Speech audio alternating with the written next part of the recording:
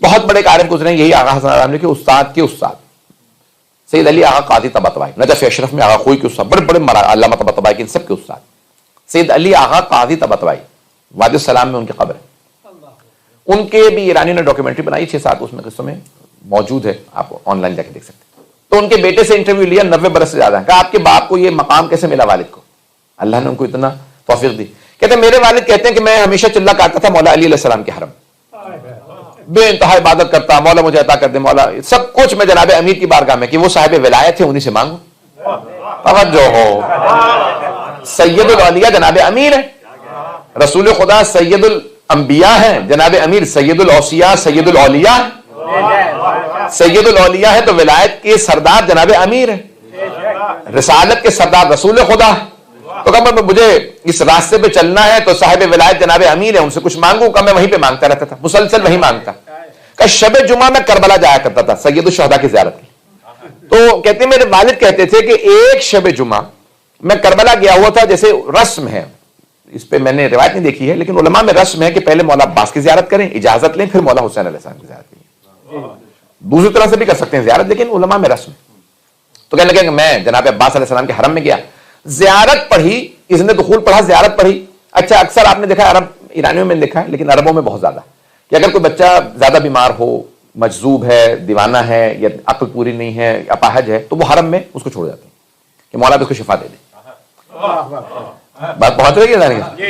تو اکثر وہاں پہ باندھ دیتے ہیں، چھوڑ جاتے ہیں، کہتے ہیں مولا جب تک ٹھیک نہیں ہوگا ہم نہیں لے جائیں گے۔ تو کہنے لگے ایک وہاں پہ مجذوب لڑکا رہتا تھا، وہ وہیں رہتا تھا، لوگ اکثر تبرک دیتے تھے اس کو، تو کہا کہ اس کا دماغ پورا کام نہیں کرتا کہ میں حرم میں صحن میں کھڑا ہوں جناب عباس علیہ السلام کی، اور میں اذن دخول پڑھ کے زیارت پڑھ رہا ہوں، اندر جانا چاہتا ہوں، ابھی زیارت مکمل میں نے کی تھی، اندر نہیں گیا تھا کہ اچانک کسی نے میرے کان میں کہا، اور سے سنیے گا جملہ، مجھے وضاحت نہ کرنی پڑے، یہ آغا مرحوم سید علی آغا قاضی طباطبائی کے بیٹے نے کہا کہ میرے والد کہتے ہیں اس کے بعد میری زندگی بدل گئی، اس سے پہلے بڑی عبادت کرتا تھا، یہاں سے زندگی بدلی، کیا حاصل ہوا؟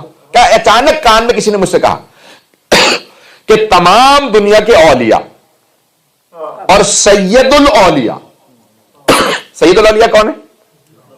جناب مولا مشکل کشا شیر خدا جناب علی بن ابی طالب، کہ تمام دنیا کے اولیاء اور سید الاولیاء کے درمیان واسطہ حضرت عباس ہے۔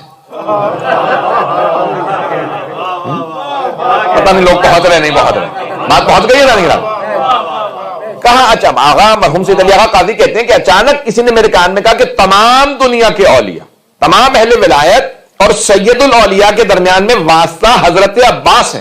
کہ اچانک میرے رونگٹے کھڑے ہوئے، پیچھے مڑ کے دیکھا، کس نے مجھ سے کہا؟ یہ کوئی عام جملہ نہیں کہہ سکتا، کہ میں نے محسوس کیا وہ جو مجذوب لڑکا تھا جس کا دماغ کام نہیں کرتا تھا وہ مجھ سے کہہ کے گیا، میں سمجھ گیا یہ تو کہہ نہیں سکتا، اس سے مولا نے کہلوایا۔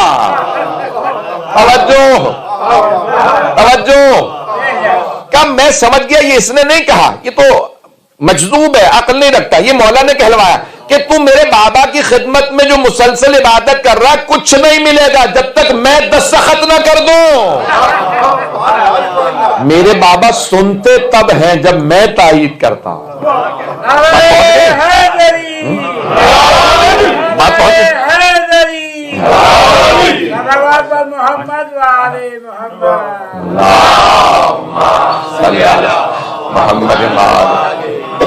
بات پہنچی تھا نہیں بات، کہ میرے بابا تب تک عطا نہیں کرتے جب تک کسی کی فائل پہ، ڈاکیومنٹ پہ، کسی کے پروندے پہ میرے دستخط نہ ہو۔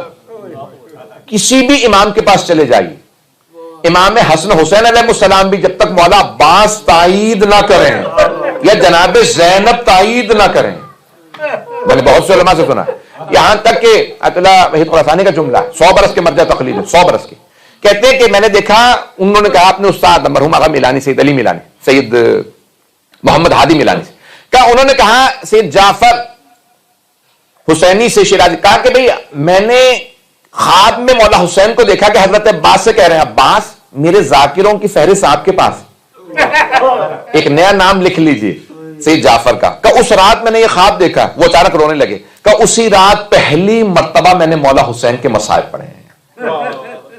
اس کا مطلب ہے مولا حسین جب تک تائید نہ کریں کوئی ذکر حسین نہیں کر سکتا، لیکن وہ فائل کس کے پاس ہے، رجسٹر کس کے پاس ہے؟ حضرت عباس کے پاس۔ پتہ نہیں بات پہنچ رہی ہے نہیں پہنچ رہی؟ آپ جو بھی بنیں گے چاہے جناب امیر کے پاس جائیں، کسی بھی امام کے پاس جائیں، جب تک کہ جناب عباس یا جناب زینب کے دستخط نہیں ہوں گے وہ معصوم عطا نہیں کریں گے۔ اب بات پہنچ رہی ہے جان گرام؟ وہ کہتے ہیں اس رات میں ایک مرتبہ حرم حضرت عباس میں آیا، میرے رونگٹے کھڑے تھے، آنکھوں میں آنسو، آج مجھے پتا چلا کہ مجھے یہاں سے پہلے دستخط لینے۔ کہ جب میں حرم میں آیا تو میں نے دیکھا جیسے زری کے دروازے کھول رہے ہیں میرے لیے، آج سب کچھ کھول رہا ہے۔ میں نے کہا مولا آپ کو آپ کے بھائی حسین کا واسطہ مجھے تو عطا کر دیجیے۔ ایک مرتبہ مجھے محسوس ہوا میرے لیے سارے دروازے کھل گئے جناب عباس کی بارگاہ میں، کہ اس رات جناب عباس نے عطا کیا۔ اب جب میں نجف گیا تو میں نے دیکھا کہ نجف کی زری کے دروازے کھلے ہیں۔